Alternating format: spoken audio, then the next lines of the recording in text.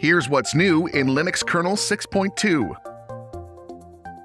Welcome back to another video from TuxCare, where we give you the latest Linux and open source news. Linux 6.2 is the major kernel update of the year 2023 with some new and exciting features. It undergoes a range of updates and improvements such as new and updated drivers, enhanced hardware support, and numerous other features.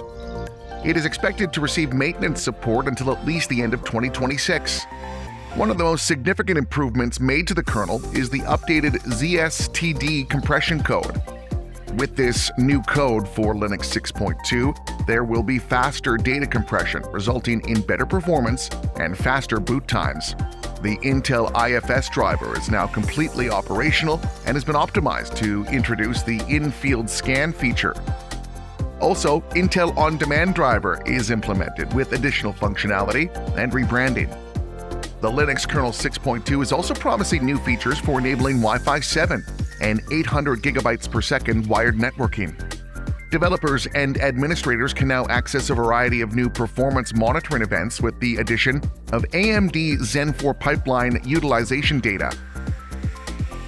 RISC-V finally provides support for non-volatile memory devices with the Linux Kernel 6.2.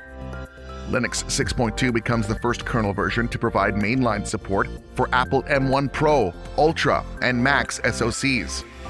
More SoC updates have been made with the addition of 7 new Qualcomm Snapdragon SoCs in the new kernel. Other changes include support for Raspberry Pi 4K at 60Hz displays, sensor monitoring for ARC graphics, support for Intel TDX Guest, and KVM prepares for new Intel CPU instructions. All these features and improvements implemented in Linux Kernel 6.2 makes it a major upgrade that promises a more reliable, safe, and functionally rich operating system for its users. If you want to learn more, be sure to like and subscribe.